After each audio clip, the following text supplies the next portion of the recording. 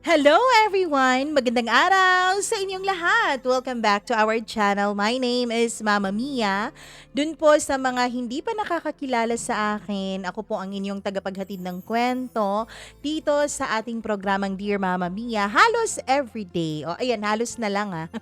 Wag na nating sabihin everyday, baka sabihan tayong sinungaling dahil may mga days na hindi tayo nakakapag-upload. Anyways, kumusta po kayong lahat? Medyo matagal-tagal bago ako nakapag-record kasi may mga recordings na tayo ahead of time para wag na tayong masyadong madaliin ng panahon. Charot.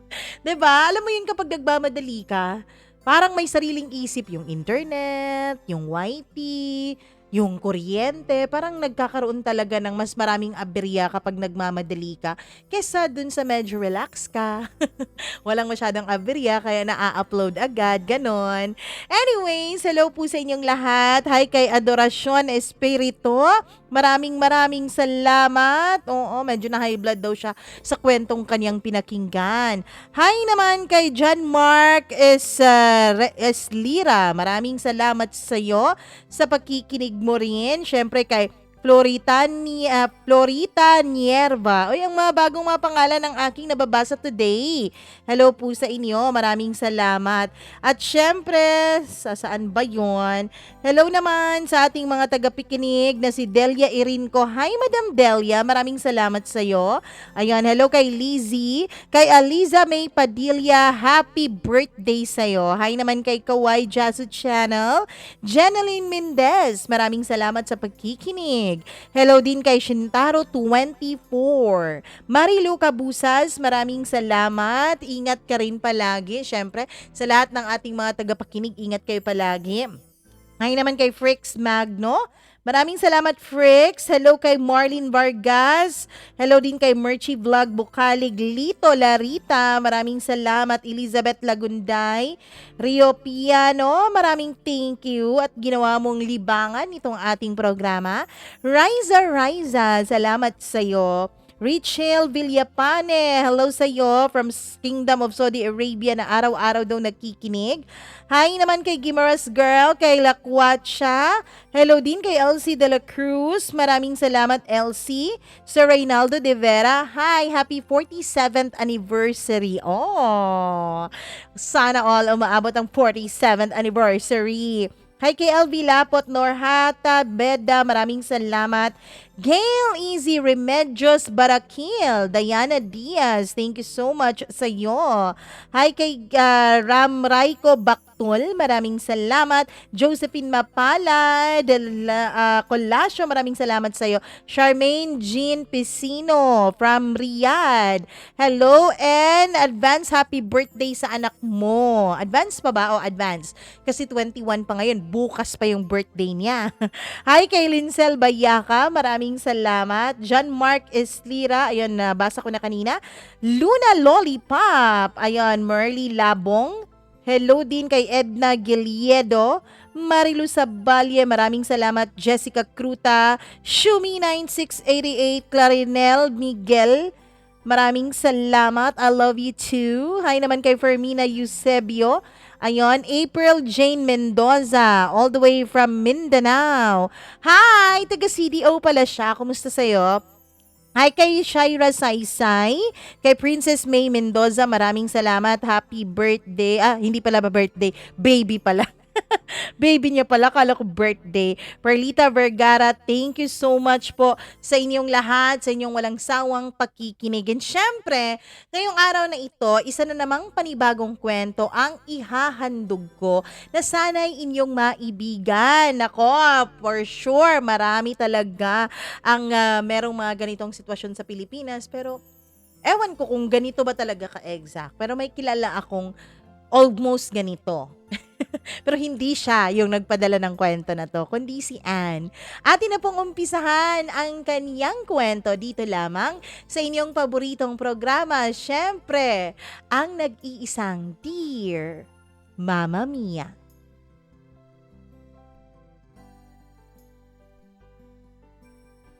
Sa hirap ng buhay na iyong dinaranas, sapat bang rason ito para ikaw ay gumawa ng mga bagay na marahas? Kapag ang sikmura na ang kumakalam, hahamakin maging ang kasamaan para lamang ito ay maibsan.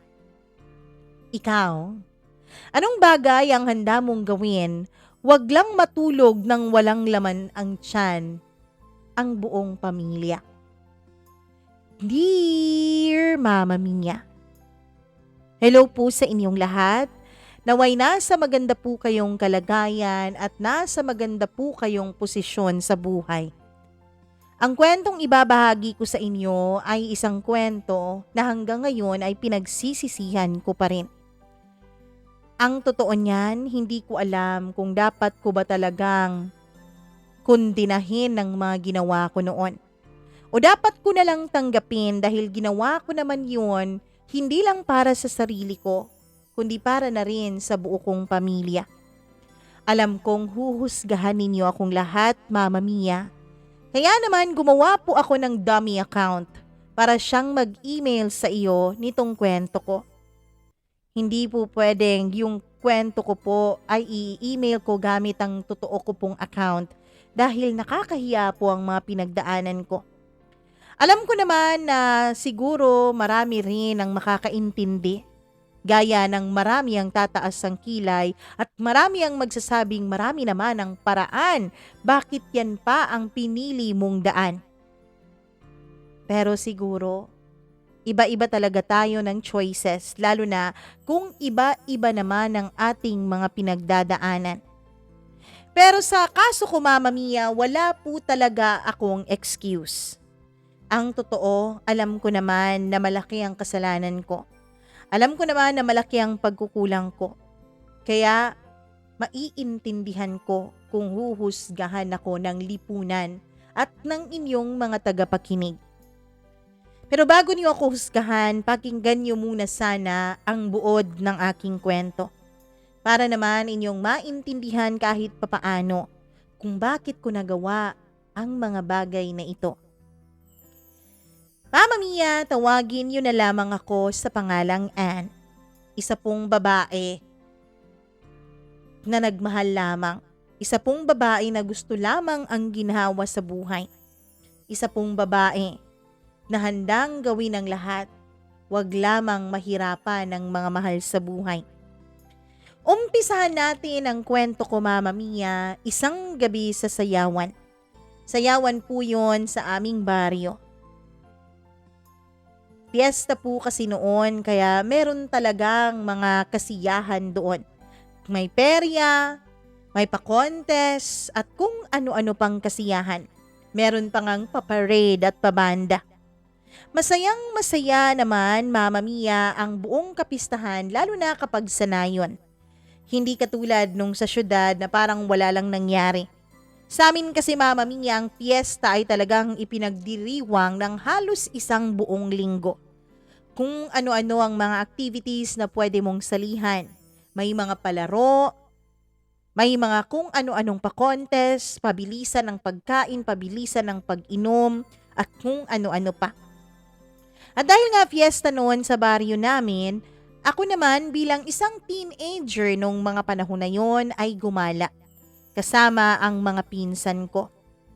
Siya nga pala, Mama Mia, hindi po kami mayaman. May mga pinsan naman akong nakakaalwan sa buhay, kaya dun po kami nakikipiesta sa kanila. At kapag piesta, kadalasan po mula sa syudad na mga tao na nagtatrabaho na ay umuuwi talaga. Pina-file talaga ng leave ang panahon na yun para makauwi, para makasali sa kasiyahan. At yun ang ginawa ng mga pinsan ko. Nag-absent po sila sa kanilang mga trabaho at syempre sa kanilang mga klase para po makadayo sa piyesta ng aming bayan. Kaya marami kami noon, halos 10 kaming magpipinsan na halos nalalapit lang din ang edad sa isa't isa. Kami pong 10 ay gumala, pumunta po sa Sayawan. May pa-disco kasi ang aming mayor kapag meron pong fiesta. Kaya alam namin na maraming tao doon. Ako naman ay hindi rin pinagbabawalan ng mga magulang ko, lalo na kung mga pinsan ko naman ang makasama. Yung mga magulang ko rin kasi, Mama Mia, ay nasa bahay ng pinsan ko at abalang-abala Siyempre sa paggagayat ng mga rekado sa lulutuin at pagchichismis ng kung ano-ano. Kaya wala rin silang pakialam kung saan kami pumupunta. Doon sa Sayawan Mama Mia, may pinakilala sa akin ng pinsan ko. Tago natin siya sa pangalang Dondon. Si Dondon ay matangkad, maputi, medyo chinito at gwapo. Mama Mia, nung unang pagkakita ko pa lamang sa kanya ay hindi ko po itatangging nakyutan agad ako sa kanyang itsura. Hindi ko itatangging nagustuhan ko agad ang aura nitong si Dondon. Hi Ann, hindi ka ba sasayaw? Tanong niya sa akin nung naiwan ako sa may gilid dahil yung mga pinsan ko ay busy na sa pagsasayaw sa gitna ng dance floor. Hindi kasi ako mahilig talagang sumayaw at saka hindi ako marunong. Sumama lang ako sa mga pinsan ko para mag-enjoy. Yun naman pala eh. Paano ka mag-e-enjoy kung nandyan ka lang sa may gilid at nagmumukmok? Halika, sayaw tayo. Naku wag, parehong kaliwa ang paa ko, kaya nakakahiya. Baka maapakan ko pa yung paa mo eh. Ano ka ba? Ayos lang yun. Tignan mo yung mga tao sa dance floor. Hindi naman lahat expert, di ba? Yung iba nga, paindak-indak lang kahit wala naman sa tono. Sabi niya na siyang nagpatawa sa akin. Kaya naman nagpatianod na ako sa imbitasyon niya, lalo na nung hawakan niya ang kamay ko at hinila na niya ako papuntang dance floor. Sa kanyang instruction at syempre sa kanyang gabay, Mama Mia, ay natutunan ko rin kahit papaano na umindak na naayon naman sa tugtog. Kaya nasiyahan talaga ako. Tawa kami ng tawa habang nagsasayawan. Hindi matanggal ang mga mata namin sa isa't isa. Matapos ang sayawan na yun ay umuwi kami ng bahay. Sumama sa amin si Dondon, Mama Mia. Doon ko nalaman na sa kalapit baryo lang pala namin siya. Sumamataw talaga siya para alam niya kung saan ako susunduin kapag gusto niyang makipagkita ulit sa akin. Inihatid naman ako ng mga pinsan ko sa bahay namin kaya doon kami naunang pumunta at nalaman agad ni Dondon kung nasaan ang aming bahay. Umuwi na ang mga pinsan ko at sumama na rin sa kanila si Dondon. Kinabukasan, Mama Mia, araw na mismo ng piyesta nung pumunta ako sa bahay ng mga pinsan ko at nandun naman si Dondon. Nagkausap kaming dalawa. Ewan ko ba kung meron kayong ganong tao na para bang kahit kakakilala nyo pa lang ay parang matagal na kayong magkaibigan. Parang swak na swak kayong dalawa. Agad kaming nagkapalagayan ng loob ni Dondon noon, Mama Mia, at kahit ano na pwedeng pag-usapan ay napag-uusapan naming dalawa. Mabait kasi si Dondon. Nakikita ko namang marespeto siya at nakikita kong may breeding siya. Hindi siya katulad nung ibang mga tambay dun sa amin, na kung manligaw sa akin ay akala mo na lang talaga ay nakaka-Robin Padilla ang kanilang mga itsura.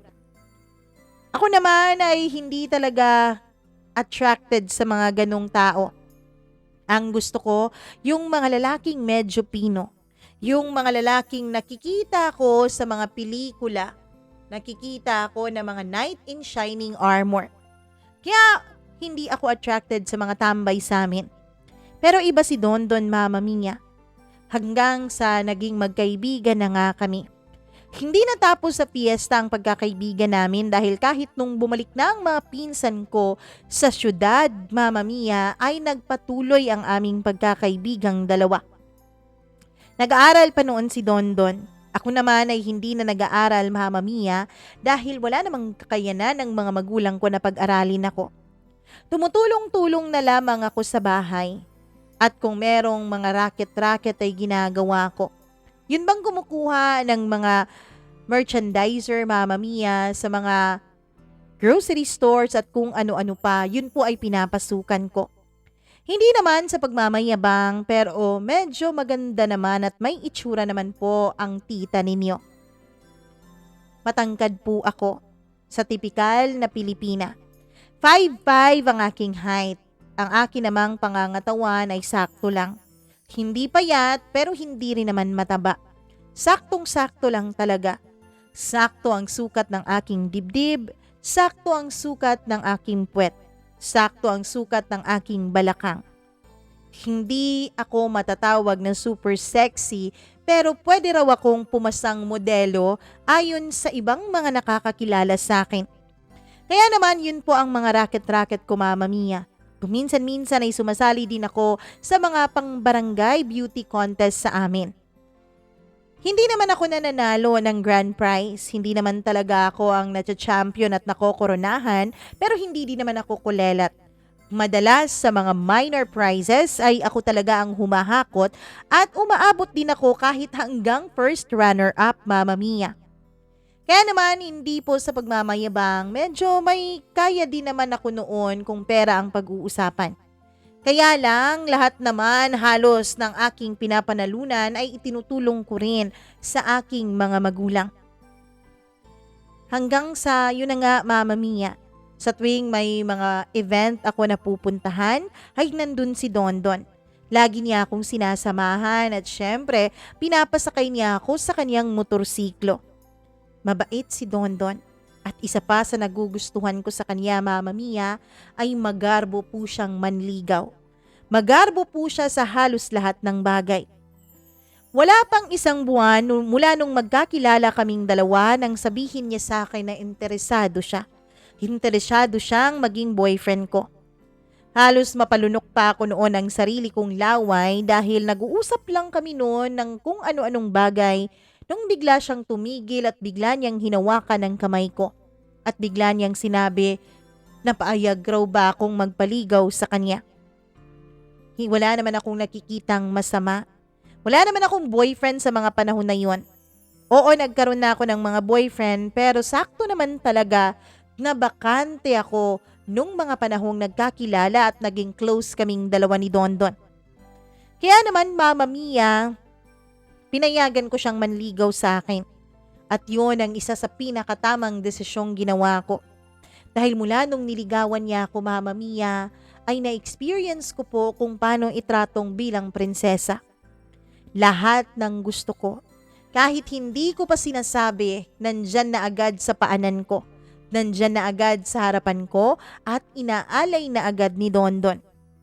Yung mga manliligaw ko dati ay puro lamang salita, puro lamang hawak-hawak kamay, panlilibre sa mga kung saan-saang mga street foods. Pero iba si Dondon, Mama Mia. Bongga siya kung manligaw. May pabulaklak, may pa-tsokolate, may pa-dinner pa.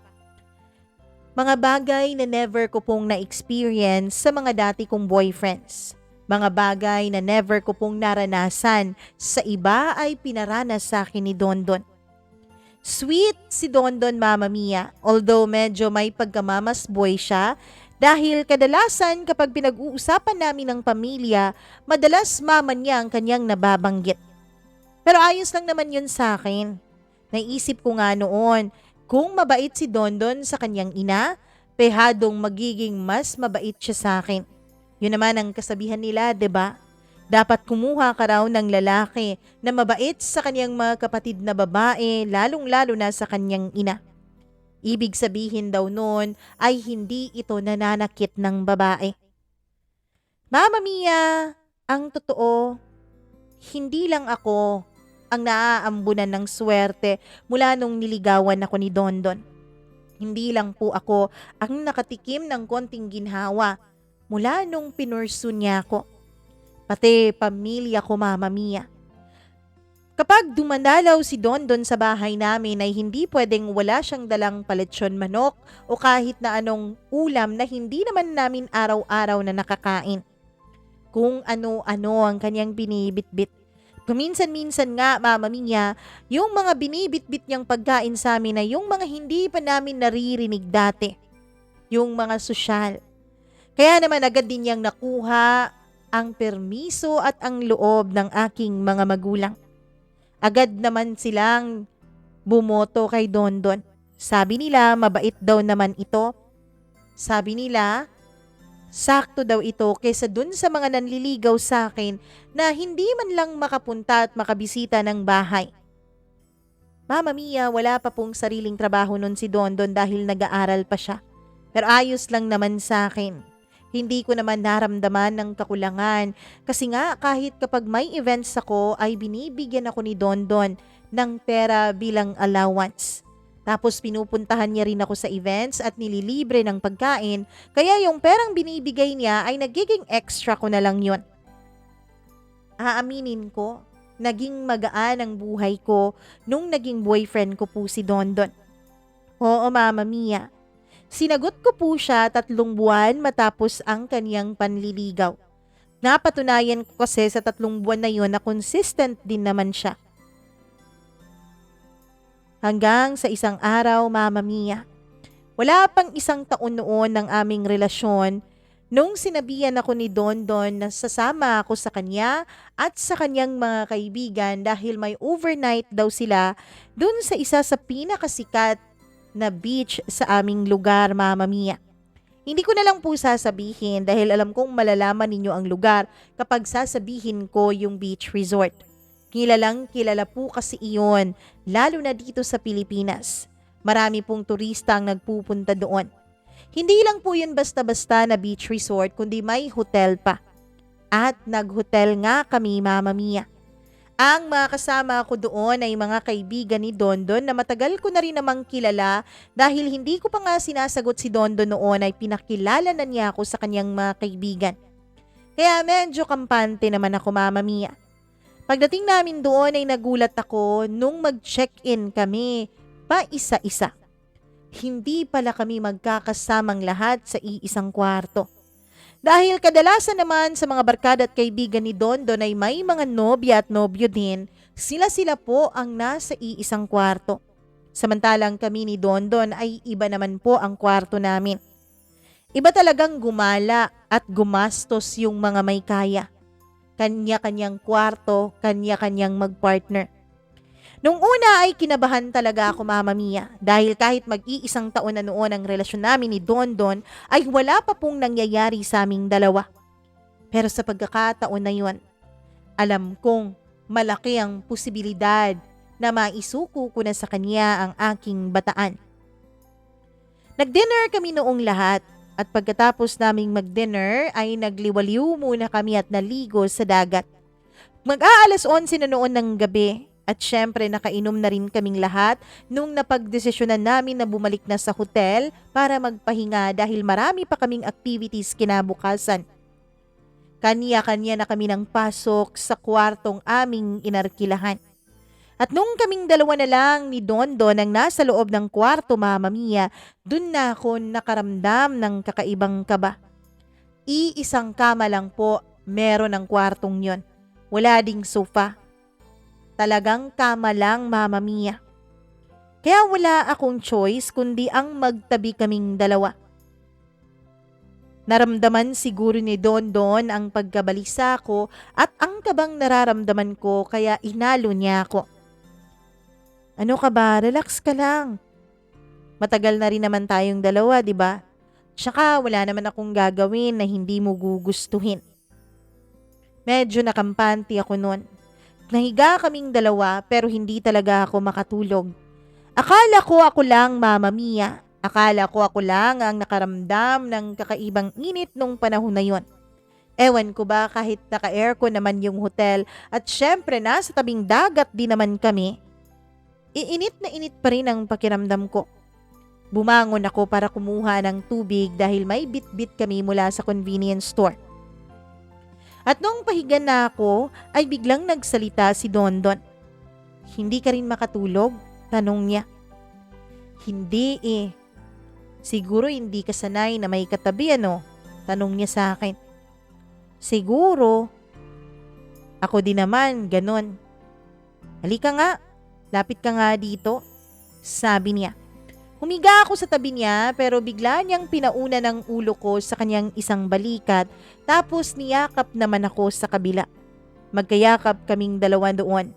Nag-uusap ng kung ano-ano. Nag-uusap ng mga pangarap namin sa buhay. Hanggang sa lumalim ng lumalim ang usapan namin. Biglang yumuko si Dondon sa akin at ako naman ay tumingala sa kanya. Agad niya akong hinalikan, Mama Mia. Hindi naman ako pumalag dahil normal naman sa aming dalawa na naghahalikan talaga.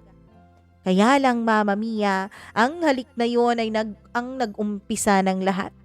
Yun ang nagsindi ng damdamin na matagal naming pinipigilan na kani-kanina lang ay gusto talagang lumabas. Kaya ayun, nadala kami sa init na aming nararamdaman.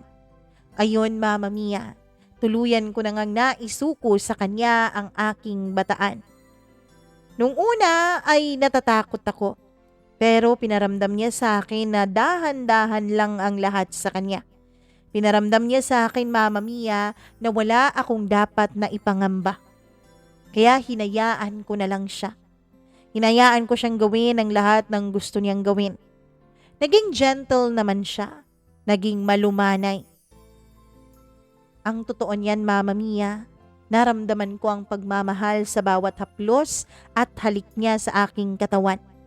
Kaya ayon, tuluyan na talaga akong nagpaubaya at tuluyan nang may nangyari sa amin. Kinabukasan ay masayang-masaya kaming dalawa na gumising. Pumunta kami dun sa hotel, dun sa restaurant nung hotel na yon dahil may free breakfast naman. Sabay-sabay kaming lahat na nag-umagahan pagkatapos ay nag-ayos na kami para sa aming mga activities para sa araw na yon. At sa buong pagsistay namin doon ng 3 nights at 4 days at tuluyan talagang may nangyayari sa amin ni Dondon. Halos gabi-gabi, Mama Mia. Kahit pa nga pagod kami buong araw sa kung ano-ano mang mga activities na ginagawa namin, ay wala kaming pakialam. Parang wala kaming kapaguran at ginagawa at ine-explore pa rin namin ang katawan ng isa't isa. Matapos ang bakasyon na yun ay inihanda ko na ang sarili ko. Baka dahil nakuha na ako ni Dondon ay may mga magiging pagbabago sa aming dalawa. Pero wala, Mama Mia. Walang nagbago kay Dondon. Ganun pa rin siya. Kaya naman naisip ko talaga noon ang swerte-swerte ko. Swerte talaga dahil marunong akong kumilatis ng lalaki. Swerte dahil ang lalaking napili ko ay talagang totoong nagmamahal sa akin. Hindi yung kapag nakuha na ang gusto ay iiwan ka na lang basta-basta. Mama Mia, hanggang sa umabot na nga ng halos 2 taon noon ang aming relasyon. At dahil nga paulit-ulit na may nangyayari sa aming dalawa ni Dondon, hindi na rin malayong mangyari na nabuntis niya ako. Oo, Mama Mia. Magdadalawang taon kami noon nung nalaman kong buntis ako. Takot na takot ako noon. Hindi dahil natatakot ako sa mga magulang ko, kundi dahil natatakot ako sa responsibilidad. Alam ko kasi kung gaano kahirap ang buhay, Mama Mia. Ang buhay nga namin ng pamilya ko ay hirap na kahit may trabaho ang mga magulang ko, paano pa kaya kami ni Dondon? Lalo pa ako, Mama Mia, na wala naman po akong matinong trabaho. Kaya sinabi ko nun sa sarili ko, ang hirap pala ng ganito. Sinabi ko kay Dondon na buntis ako. Hindi naman siya masyadong nataranta pero ramdam ko rin na hindi din siya masyadong masaya sa mga nangyari. Huwag kang mag-alala. Kahit naman anong mangyari, hindi naman kita pababayaan. Sabi niya. Dondon, tanggalin kaya natin tong bata dito sa sinapupunan ko. Natatakot ako eh. 18 pa ako, 'di ba? Paano na ang buhay ko? Tsaka ikaw, 19 ka pa lang. Di ka pa tapos sa pag-aaral mo. Ano ka ba? Bakit mo naiisip yan? Paano kung manganib ang buhay mo? Doon mas lalo akong bumilib kay Dondon, Mama Mia. Kung ibang lalaki yon, siguro agad-agad na papayag na ipatanggal sa sinapupunan ko ang batang aking dinadala. Siguro nga sila pang magmumungkahi. Pero si Dondon hindi siya ganon. Mas inunan niya ang kapakanan ko. Mas inunan niya ang kaligtasan ko. Tama nga naman. Paano kung sa proseso ng pagtatanggal nung bata dito sa aking sinapupunan ay madamay ang buhay ko? Paano tayo ngayon? Anong gagawin natin? Sasabihin natin sa ating mga magulang. Sasabihin ko kina mama. Sabi niya, sama ka sa akin mamaya. Punta tayo sa bahay namin. Takot na takot ako, Mama Mia. Oo, at nakilala ko naman na ang mga pamilya ni Dondon nung birthday niya nung bago pa lamang kami. Pero hindi naman kami matagal na nagkausap noon kasi ang dami-daming bisita. May kaya kasi talagang ang buhay ni Dondon. Kaya parang pahapyaw lang akong pinansin noon ng kaniyang mga magulang at mga kapatid. Hindi ko nga alam kung boto ba sila sa akin. Hindi ko nga alam kung okay ba ako sa kanila bilang girlfriend ni Dondon. Natatakot man ay hinawakan ni Dondon ang kamay ko. Sabi niya hindi niya ako pababayaan kaya wag na wag akong matatakot. Mama Mia, sumama naman ako sa kanila. At doon nga ay inamin ni Dondon sa kaniyang mga magulang ang totoo. Nagalit syempre ang kaniyang mga magulang. Wala naman pong mga magulang ang magiging masaya, lalo pat nag-aaral pa ang kaniyang anak tapos nakabuntis na. Anong plano mo, Dondon? Tanong ng kaniyang ama. Magpakalalaki ka. Mag-isip ka ng plano. Hindi yung ganito. Gagawa-gawa kayo ng katarantaduhan tapos kami ang pagdedesisyon ninyo? Galit na galit ang kanyang papa pero kabaliktaran naman ang kanyang ina. Dahil nga mamas boy si Dondon, Mama Mia, ang nanay na niyang nagsabi na dun muna kami sa kanila tumira. Pero bago ang lahat ay haharap daw muna sila sa aking mga magulang. Nung gabi na yun, Mama Mia, ay hindi na nila pinalagpas pa ang oras. Pagkatapos naming kumain at pagkatapos na magdiskusyon dahil at tungkol sa kalagayan ko, ay agad kaming nagpunta dun sa bahay namin. Gulat na gulat naman ang mga magulang ko nung dumating kami na nakasasakyan pa talagang magara. Kadalasan kasi ay nagmumotor lang kaming dalawa ni Dondon. Pero nung araw na yon ay nagulat sila nang hindi lang ako ang bumaba sa sasakyan at si Dondon kundi maging ang mga magulang nito. Nataranta tuloy ang mga magulang ko, Mama Mia, dahil hindi naman nila expected na bibisita sa amin ang buong pamilya ni Dondon. Pero nung malaman nila ang katotohanan tungkol sa pagbubuntis ko ay tinitigan lang ako ng aking ina. Nakita ko po sa mukha ng aking ina ang labis na pagkadismaya. Isa kasi sa laging pinapaalala sa amin ng mama ko, lalo na sa aming magkakapatid na mga babae, ay yung wag na wag raw kaming magpabuntis ng maaga kung hindi ay baka magaya raw kami sa kanya. Na isang kahig, isang tuka. Pero dahil nangako naman ang mama ni Dondon na hindi nila ako pababayaan, ay wala na ring nagawa ang mga magulang ko kundi ang pumayag na isasama na ako ni Dondon dun sa bahay nila ng gabi ring yun, Mama Mia. Napakabilis ng mga pangyayari. Agad-agad ay kinuha ko ang mga gamit ko at sumama na ako sa pamilya ni Dondon pabalik sa kanila. Mama Mia, kakaibang ka ba talaga ang nararamdaman ko noon? Paano kung hindi ako magustuhan ng pamilya ni Dondon? Anong mangyayari sa akin? Paulit-ulit kong tanong. Mama Mia, wala namang kakaibang nangyari dahil halos araw-araw namang walang tao na naiiwan dun sa bahay nila Dondon kundi ang dalawang kasambahay lamang at kami. Yung mga kapatid kasi ni Dondon ay nag-aaral. Si Dondon naman, Mama Mia, mula nung nabuntis ako ay tumigil siya sa kanyang pag-aaral. Galit na galit noon ang kanyang ama pero ang sabi niya ay babalik naman siya kapag nakapanganak na ako. Ayaw lang daw niya, Mama Mia, na mag-isa akong humarap sa aming mga ginawa. Napabilib naman ulit ako ni Dondon. Ewan ko ba? Lahat na nga siguro ng gagawin ni Dondon ay bilib na bilib ako eh. Mama Mia, dun ko nalaman na si Dondon pala ay kabaliktaran sa akin. Wala siyang alam kahit na isang gawaing bahay. Kahit siguro pagwawalis ay hindi pa niya magawa ng maayos. Dahil nga may kaya sila, Mama Mia. May mga businesses ang kanyang mga magulang kaya silang magkakapatid ay hindi sanay sa mga gawaing bahay. Lahat ng bagay ay inuutos pa nila sa kanilang kasambahay. Kahit yung pagkuha ng mga bagay na pwedeng-pwede naman silang tumayo at kumuha ay iniutos pa talaga. Nung una ay nadidismaya ako sa ganon.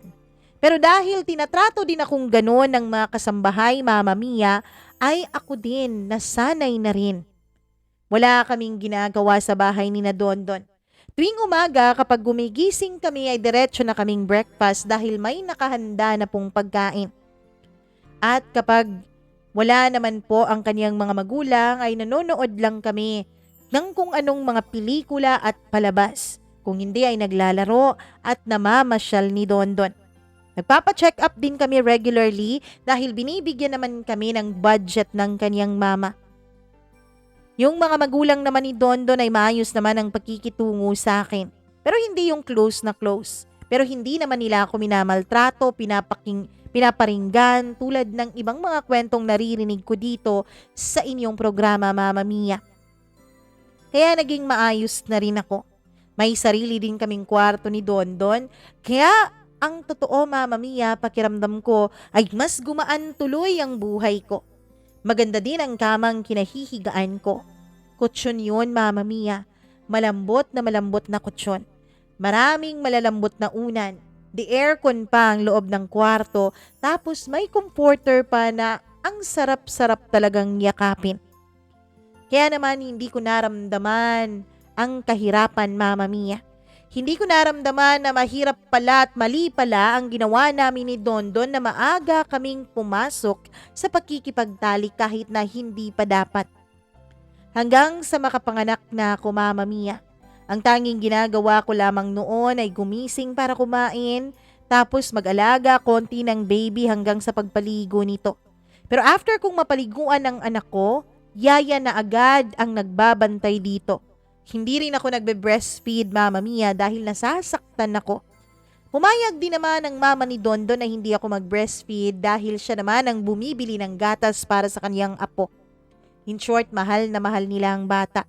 At in short, Mama Mia, nagbuhay prinsesa din ako sa bahay ni na Dondon. Yun ang bagay na in-enjoy ko ng in-enjoy dahil never ko namang na-experience yun sa bahay namin. Akala ko, Mama Mia, ay tuloy-tuloy na ang lahat. Pero nung naging dalawa na ang anak namin ni Dondon, dito na unti-unting nagbago. Bago pa man ako makapanganak sa ikalawa naming anak, ay nagdesisyon na po ang ina ni Dondon na ipakasal kaming dalawa. Pumayag naman ang mga magulang ko dahil ang totoo, yun naman ang gusto nilang mangyari.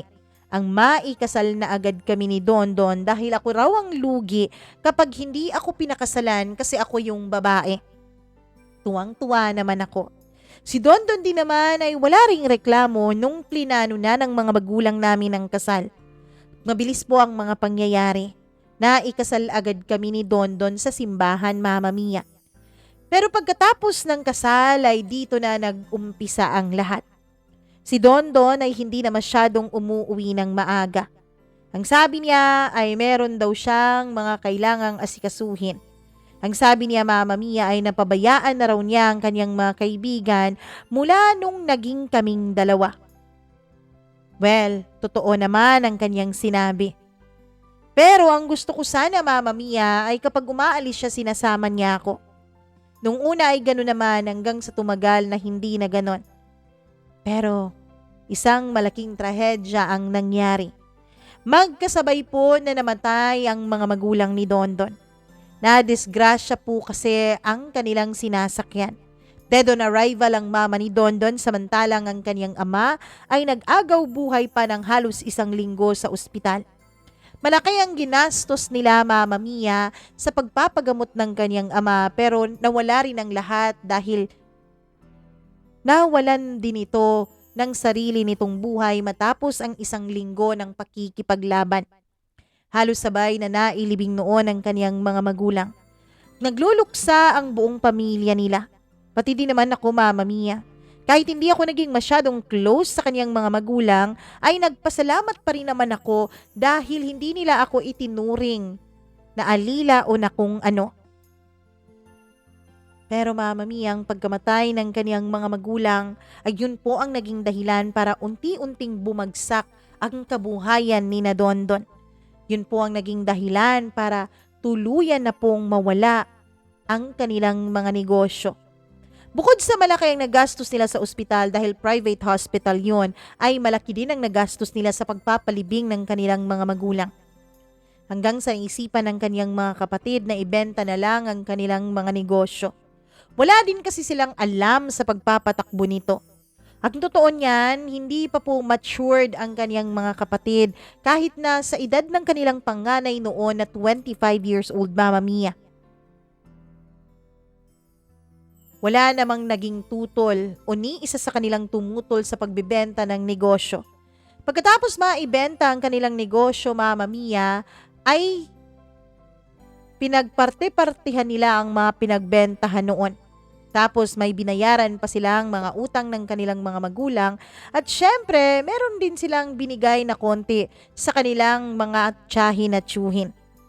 At nung ang bahay na ang pinag-uusapan, Mama Mia, ay naisipan nilang ibenta na lang daw ito kay Dondon.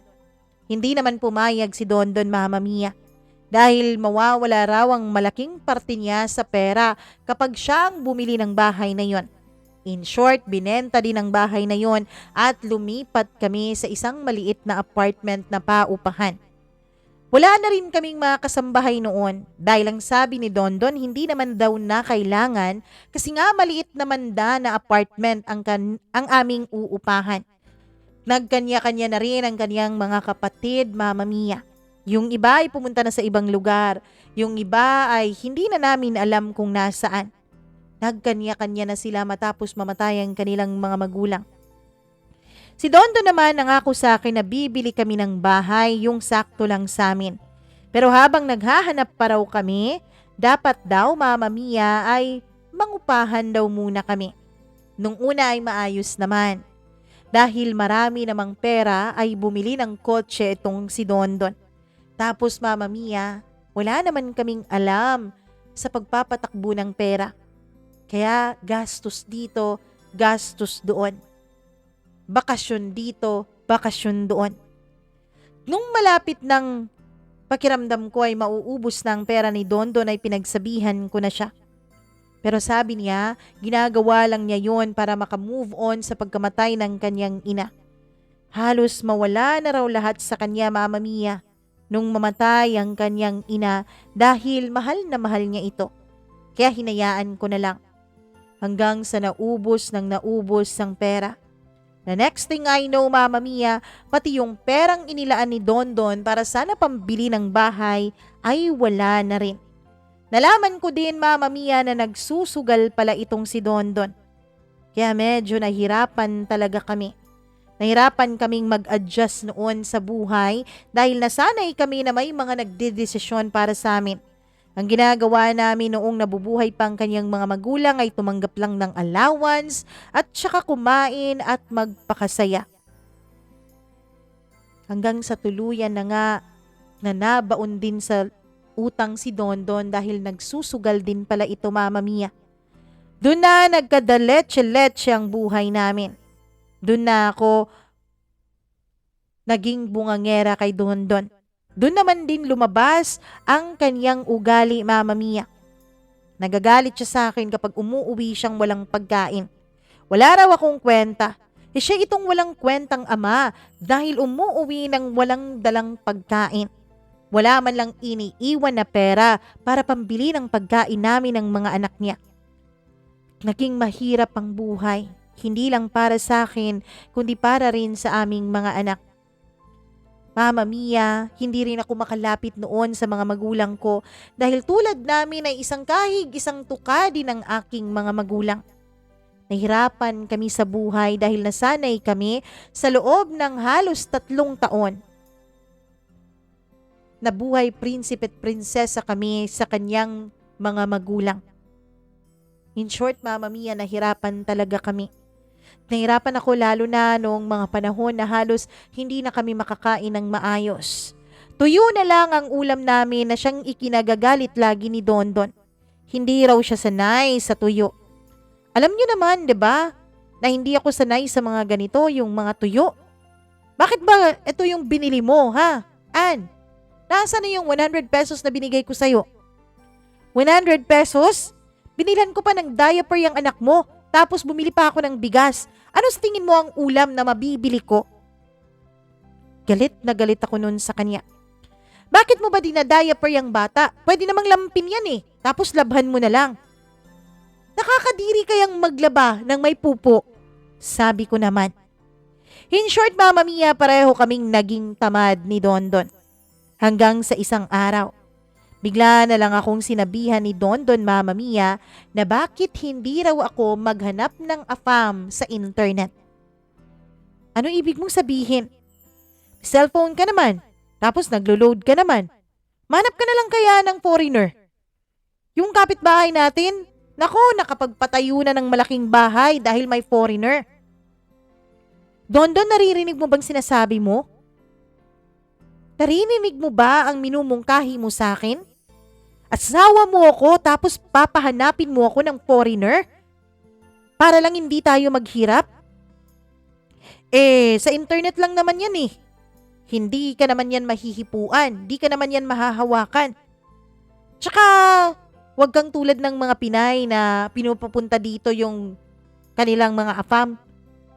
Hindi mo papupuntahin dito. Kakausapin mo lang, aaliwin mo lang. Yang mga Amerikano na yan sila mga malulungkot na tao. Naghahanap ng kausap. Mama Mia, hindi ko na lang pinatulan noon ang asawa ko dahil naririndi ako sa mga sinasabi niya. Pero ilang araw pang lumipas nung makita ko ngang patapos na ang malaking bahay dun sa aming kapitbahay. At nung lumapit ako doon at nagtanong ay sinabi nga nilang may AFAM nga raw ang kapitbahay naming babae. Tapos nakita ko siya hindi naman kagandahan may AFAM. Kaya naisip ko noon, Mama Mia, wala naman sigurong mawawala kung susubukan ko. Pumunta ako sa mga dating sites na sinasabi sa akin ng mga kaibigan ko. Hanggang sa may makilala ko. Ang dami-dami ko namang nakikilala doon, Mama Mia, pero lahat naman yun mga bulero. Hindi naman po mga seryoso. Parang gusto lang makipag-good time ganon. Kikipag-usap lang, pero wala namang balak na seryosohin ka. Hanggang sa nakilala ko nga ang isang lalaking itago na lang natin sa pangalang Sam. Si Sam, Mama Mia, ay halos magsi-70 years old na nung mga panahon na yon. Nagkausap kaming dalawa. Nung una, akala ko tulad din siya ng ibang mga foreigner na nakakausap ko na bigla na lang nawawala ng walang dahilan at walang paalam. Pero iba itong si Sam, Mama Mia. Parang interesado siya sa buhay ko. Hanggang sa habang nagbi-video call kami ay biglang umiyak ang anak ko. Tinanong niya kung sino yun. Wala na akong naging palusot pa hanggang sa sinabi ko, Mama Mia, na may anak na ako. You have a husband? Tanong niya. Alangan namang sabihin ko oo. Kung sasabihin kong oo, tayhadong iiwanan ako ng AFAM na yon. Mabait pa naman. Tapos ang sabi niya sa akin ay retired na raw siya, Mama Mia, at malaki ang kanyang pension. Kaya nagsinungaling ako. Sabi ko noon, I'm a single mom of 2. Mama Mia, naawa naman siya sa akin. At ang sabi niya ay padadalhan daw niya ako ng pera dahil sa awa niya sa akin na mag-isa lang tinataguyod ang anak ko. Tinanong pa niya kung nasaan raw ang ama ng mga bata. Sabi ko may iba nang kinakasama at hindi na kami sinusuportahan. Yun ang naging simula ng pagpapadala niya sa akin ng pera halos kada linggo, Mama Mia. Nung una, $100 lang. Hanggang sa naging 200. Pero habang papatagal ang usapan namin, ay nagiging mapangahas na rin ang kanyang mga tanong sa akin. Siguro nga, Mama Mia, dahil pakiramdam niya ay nabibigyan na niya ako ng pera. Hanggang sa tinanong na niya ako kung hindi ko raw ba namimiss ang makipag-sex. Siyempre, kahit hindi ko namimiss dahil may asawa naman akong katabi gabi-gabi, ay sinabi ko na lang na namimiss ko, Mama Mia. Nagsinungaling ako. Kung ano-anong kasinungalingan ang sinabi ko noon kay Sam sa tuwing nagvi-video call kaming dalawa. Nung nalaman nga ni Don Don Mama Mia na may afam nang nagpapadala sa akin ng pera ay tuwang-tuwa naman siya.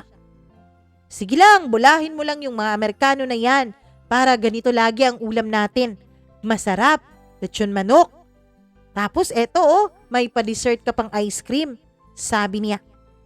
Ako naman ay natuwa dahil hindi nagselos ang asawa ko. Totoo naman talaga Mama Mia na mas mabilis ang pera kapag may afam ka. Kesa naman ibinenta ko kahit kani-kanino ang katawan ko, di ba? Sabi ko sa sarili ko yon. Hanggang sa lumaki ng lumaki ang binibigay sa akin ni Sam Mama Mia. Nakapagpundar na rin ako ng refrigerator, ng washing machine, at naging mas magaan ang buhay para sa akin. Si Sam din naman Mama Mia ay naging mas mapangahas na. Dumating na sa punto na pinapasend na niya ako ng mga malalaswa kong larawan. Yung iba pa Mama Mia ay yung ako mismo ang humahawak ng katawan ko. Nung una ay naaasiwa ako, nung una ay sinasabi kong ayoko ng ganon. Sa unang pagpapakyut ko, sa unang pag-ayaw ko nung sabihin ni Sam na mag-send ako ng mga malalaswang larawan ay inintindi pa niya. Pero Mama Mia, isang linggo ay nagpadala siya bigla ng $500. Biruin mo, isang linggo lang yun Mama Mia. At nung sinabi niya sa akin na kailangan ko raw bumawi at magpadala ng mga larawang malalaswa ay hindi ko na siya pinansin. Sinabi ko sa kanya ayokong binabastos ako. Pero nagmatigas nun si Sam. Ang sabi niya Mama Mia, ayaw niya rin daw na parang pineperahan siya na wala man lang siyang nakukuha. Kaya hindi na niya ako kinontak. Makaraan ng isa pang linggo, ang akala ng asawa ko ay nagpadala ulit ang foreigner ko. Oh, hindi ka ba lalabas ngayon? Saan naman ako pupunta? Tanong ko. Hindi ka ba kukuha ng pera sa Western Union? Anong perang kukunin ko? Hindi na nga ako pinapansin nung kanong yun. Bakit di ka pinansin? Tignan ko nga yung usapan nyo. Tinignan niya ang chat naming dalawa Mama Mia. Ano ka ba? Bakit di ka pumayag dito? Don, ipapakita ko ba ang katawan ko dun sa matandang yun? Siyempre, kailangang may makuha pabalik yung kanong yun. Alangan naman puro ka lang tanggap ng tanggap. Don, ayos lang sa'yo na may ibang lalaking nakakakita ng hubad kong katawan? Ang arte mo naman, Ani. Titignan ka lang naman niya. Pag nanasaan, ganun, pero hindi ka naman niya mahahawakan kaya ayos lang yun. Don naman. Ikaw nga ang gumawa ng paraan para makakain tayo, sabi ko. Kung meron lang mga matrona na ganyan, matagal ko nang pinatulan. Kaso wala eh. Yung mga bakla naman dito sa atin ang babarat. Ano? Naisipan mong pumatol? Kaya nga ikaw na lang. Ikaw yung mas may kakayahan sa ganyan eh. Tsaka ikaw yung pwedeng maibenta pa sa ganyan. Alam mo, katawan lang naman yan. Picture lang yan, video lang yan. Walang makikita at walang makukuha sa'yo. Pinag-awayan namin yun ni Don ng ilang araw. Kaya lang Mama Mia, mabilis talagang nauubos ang pera. Mabilis na naubos yung $500 na binigay sa akin ni Sam noon. Hanggang sa nakikita ako na naman ng mga anak ko Mama Mia. Nakikita ako na naman sila na nagdidildil ng asin. Kahit na may ref kami, halos tubig lang naman ang laman nun. At dahil nga may ref at washing machine ay mas lumaki ang bill sa kuryente. Mga bagay na hindi mo talaga nakokontrol. Hanggang sa ako na rin ang sumuko, Mama Mia. Ako na rin ang unang nag-chat kay Sam. Hi, how are you? Tanong ko. Hindi siya sumagot. Tinadtad ko siya ng chat hanggang sa sumagot siya. What do you want? Tanong niya. Mama Mia, syempre hindi ko naman pwedeng sabihin agad na pera kaya sinabi kong namimiss ko siya. If you really miss me, you have to do what I want. You have to give me what I want. I'm giving you more than what you want. Sabi niya. Kaya pumayag na ako. Sinabi ko sa kanyang payag na ako sa gusto niya. Mama Mia, agad-agad din naman siyang nakipag-video call sa akin. Tuwang-tuwa siya. Nung una ay pa-picture-picture lamang. Nung una ay pictures lamang ang sinisend ko sa kanya. Hanggang sa pati na video, Mama Mia. Ang dami-dami niyang sinasabi sa akin. Binibigyan pa niya ako ng instruction kung ano ang gagawin ko at i-video ko raw para ibigay sa kanya. At dahil mas lalong lumaki ang binibigay niyang pera ay hindi na rin ako nag-atubili pa noon, Mama Mia. Dahil mas lalong lumalaki ang kanyang binibigay ay wala na rin akong naging pakialam pa. Hanggang sa nakikipag-video call na rin siya sa akin. Siyempre, hinahawakan niya ang sarili niya sa kabilang linya at ako naman sa kabilang linya. Alam lahat yon ng aking asawa, Mama Mia. Ang totoo niyan, paminsan-minsan, kapag nagre-record ako ng video ay siya pa ang nagvi-video sa akin. Tapos sinisend namin yon kay Sam. Kapalit naman noon ay malaking pera. Hanggang sa isang araw, Mama Mia, sinabi ni Sam sa akin, padadalhan niya ako ng $2,000 kapag isinama ko sa video ang mga anak ko. Galit na galit ako sa kanya nung una. Bakit pa niya idadamay yung mga bata? Wala naman daw akong gagawin sa mga bata. Hubaran ko lang daw. Pero hindi ako pumayag.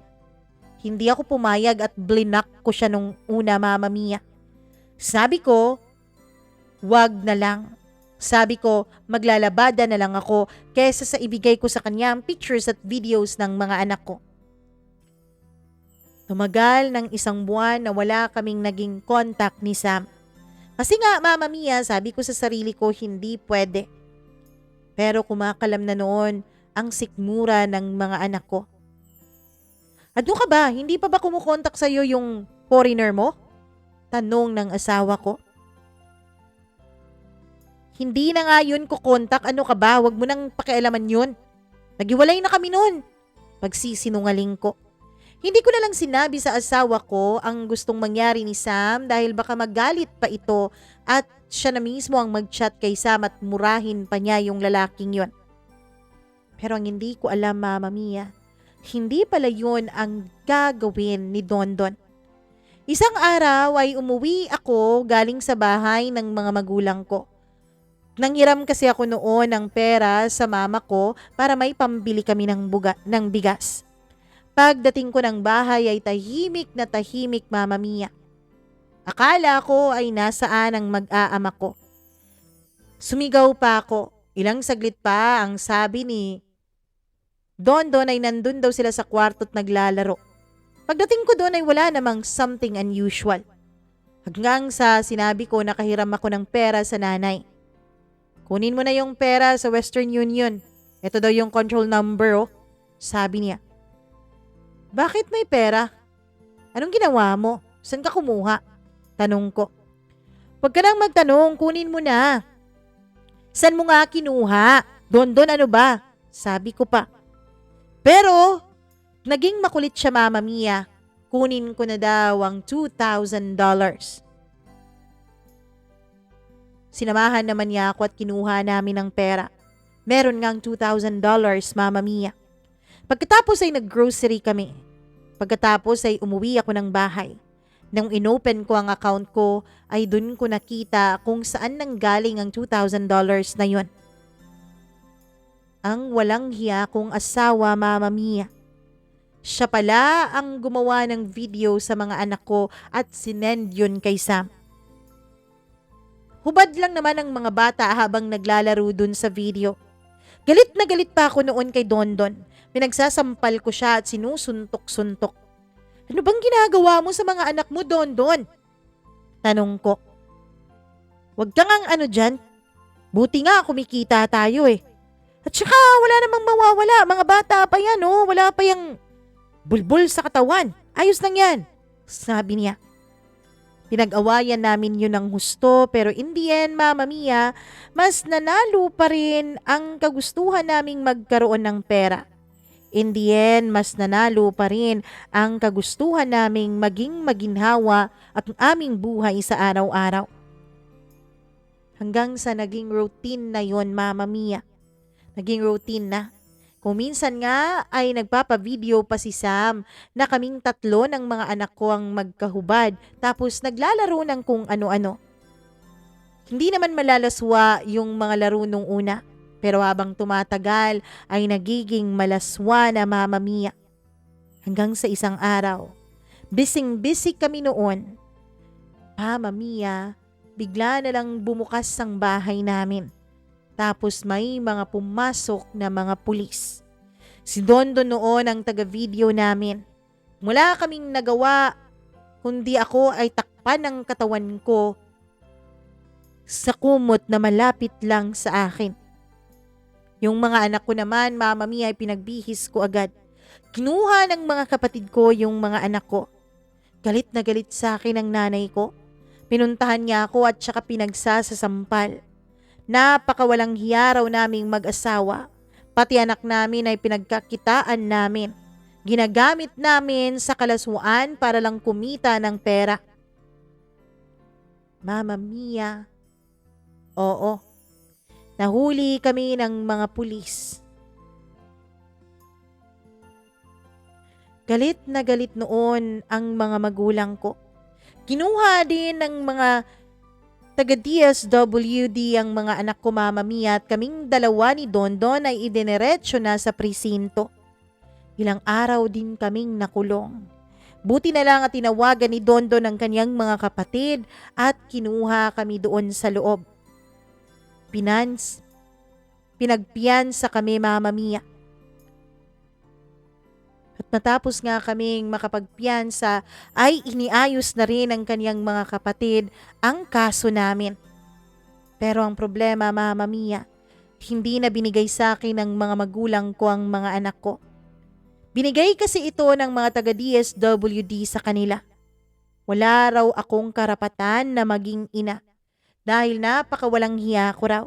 Pati si Dondon ay ganun din. Galit na galit ang asawa ko dahil gustong-gusto niyang makuha ang mga anak ko pero hindi na pumayag ang mga magulang ko. Hanggang sa isang araw, Mama Mia, hindi ko na lang naagilap ang mga magulang ko sa lugar namin. Ang huling balita ko ay nagpakalayo-layo ito kasama ang isa ko pang kapatid na babae na nakapagtapos na ng pag-aaral at meron ng trabaho. Hinanap ko ang mga magulang ko at ang kapatid ko sa social media pero hindi ko na sila mahanap. Hanggang ngayon, Mama Mia, ay gumugulong pa rin ang kaso. Alam mo naman dito sa Pilipinas, matagal talagang gumulong ang mga kaso. Matagal ang hearing at ang desisyon. Kaya malaki-laking pera na rin ang ginagastos ng mga kapatid ni Dondon. Si Dondon naman, Mama Mia, lagi pa niyang sinasabi sa akin na bumalik daw ako sa pakikipag-chat ng mga AFAM. Pero hindi na ako pumayag. Yun ang lagi naming pinag-aawayan. Lagi na lang kaming nagsisigawan. Hanggang sa isang araw, nalaman ko na lang na may kinakalantari palang iba si Dondon. Noong kinumpronta ko siya, Mama Mia, ang sabi niya wag daw akong pakialamera at wag ko raw siyang sisisihin sa ginagawa niya dahil ginagawa lang niya yun para may pera kami. In short, pumatol siya sa isang matandang babaeng may asawa. Oo, Mama Mia, kabit ngayon si Dondon ng isang matrona. Matrona na ang asawa ay wala nang kakayanang magpaligaya sa kama. Kapalit ng pagiging kabit ng asawa ko ay ang perang binibigay nito sa amin. Wala naman na rin akong magagawa. Hindi na rin ako umimik para may pangkain kami. At syempre, para may pambayad na rin sa abogado dahil sinabihan na kami ng kapatid ni Dondon na kami na raw ang bahalang magpatuloy sa laban namin sa kaso dahil hindi na raw nila kaya ang gastusin. Mama Mia, sa ngayon, wala pa rin kaming balita tungkol sa kung nasaan ang mga anak namin. Sa ngayon ay hindi ko na rin makontak pa si Sam. Mula nung nakulong kami ni Dondon ay wala na akong naging kontak sa kanya. Ang huling alam ko, Mama Mia, ay chinat ito ng mga pulis. Pero siguro nakatunog ito ng mga pulis ng kanyang kachat kaya hindi na ito nag-reply at nag-deactivate na ito ng account dun sa dating site na yon. Mama Mia, alam kong mali ang mga ginawa ko. Alam kong walang katumbas na paliwanag para masabing pwedeng ma-justify ang mga ginawa ko noon lalong-lalo na sa mga anak ko. Pero sana mabigyan ako ng pagkakataon na makasamang muli ang aking mga anak. Sana mabigyan ako ng pagkakataon na makita silang muli. Itinago ko man po ang katauhan ko, Mama Mia. Sigurado naman ako na kapag narinig ito ng mga magulang ko, kapag narinig nila ang kwentong ito ay malalaman nilang sila ang tinutukoy ko. Sana po, kapag narinig ito ni na Mama at Papa, sana po ay pagbigyan nila ako ng pagkakataon na mayakap man lang ang mga anak ko at makita. Nandun pa rin ako sa dati naming lugar. Pinag-uusapan ako ng mga tao. Hindi ako tinitignan ng maayos ng mga kapitbahay lalo kapag nalaman nila ang mga ginawa ko dati. Pero hindi ko magawang umalis sa lugar na yon, Mama Mia. Kahit papaulit-ulit nang sabihin ni Dondon na lumayas na kami doon ay hindi ko talaga ginagawa dahil umaasa ako na balang araw ay bumalik doon ang mga magulang ko at balang araw makita kong muli ang aking mga anak. Hanggang dito na lamang po, Mama Mia, at maraming salamat sa pagbabasa mo nitong sulat ko. Lubos na gumagalang, Anne.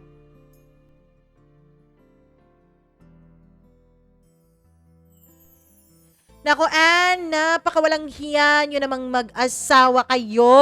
Nako, dapat sa inyo sinusunog na sa impyerno yung mga kaluluwa nyo eh. Alam mo, hindi naman ako nagja-judge dun sa mga letter senders natin. 'Di ba? Kahit nga yung karumal-dumal na yung ginawa nila, hindi talaga ako nang-judge. Pero sa iyo, Anne, sa inyong dalawang mag-asawa ni Dondon, ang tatamad ninyo. Dapat di kayo binigyan ng Diyos ng blessing na magkaroon ng anak kung ganyan kayong dalawa. Ginamit nyo yung mga bata sa kalasuan nyo para lang magkapera. Napakawalang hiya nyo.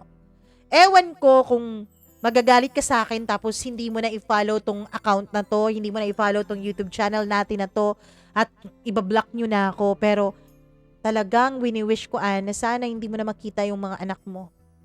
Hanggat hindi mo pagdudusahan yung mga ginawa mo sa kanila, sana talaga kung nakikinig man ngayon ang mga magulang ni Anne, wag nyo munang ipakita yung mga bata. Oo, karapatan niya dahil mga anak niya yan, pero nawalan siya ng karapatan para sa akin mula nung binastos niya ang mga anak niya. Mula nung pumayag siyang ganunin ang asawa niya ang mga anak niya. At siya na rin mismo ay gumagawa ng ganun sa kaniyang mga anak. Ng kalaswaan. Napakakawawa nung mga bata. Alam kong kakaiba ang traumang dinulot nun sa kanila. Siguro para sa mga bata ay laro-laro lang yun, pero habang lumalaki sila at naaalala nila yun, magiging traumatic experience yun para sa kanila.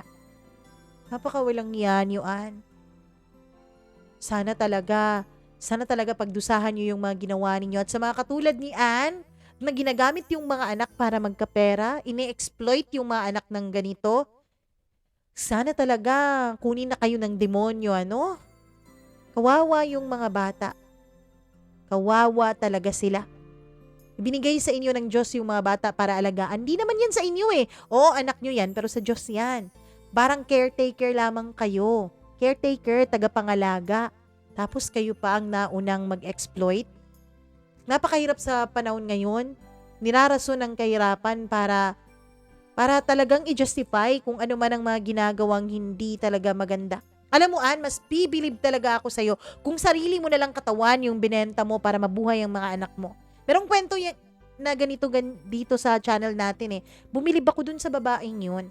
Kahit na kumapit siya sa patalim, kahit na naging bayaran siyang babae, tagabigay ng aliw, pero hindi niya pinabayaan yung mga anak niya. Ikaw iba ka eh. Ginamit mo rin yung mga anak mo. Oo, sabihin na nating nauna si Dondon, pero pumayag ka rin, may utak ka naman. Ay nako, ewan ko. Sa mga magulang ni Anne, kung nakikinig ngayon, please po, wag muna. Kung darating man ang panahon, wag muna ngayon.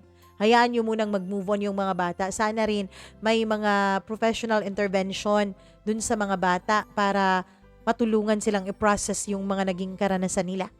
Maraming salamat sa inyo na nakikinig ngayon. Ayoko magpasalamat sa iyo, Ann, dahil nanggigigil ako. Kaya sa mga nakikinig na lang ngayon, maraming salamat po. Naway maging vigilant po tayo. Huwag po tayo yung mga taong, hindi na tayo makikialam dyan dahil buhay naman nila yan.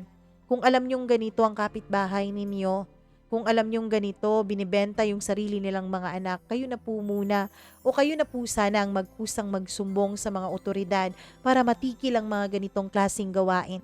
Maraming salamat po sa inyong lahat. Please don't forget to like and share this video. And don't forget to subscribe and click the notification bell dito sa ating channel para lagi kayong updated sa tuwing may bago tayong video na i-upload. Maraming salamat talaga. Ako po ang nag-iisa ninyong Mama Mia. Huwag din kalimutan na meron tayong mga social media accounts, Facebook, TikTok at saka Instagram at Mama Mia CDO. Magandang araw po sa inyong lahat.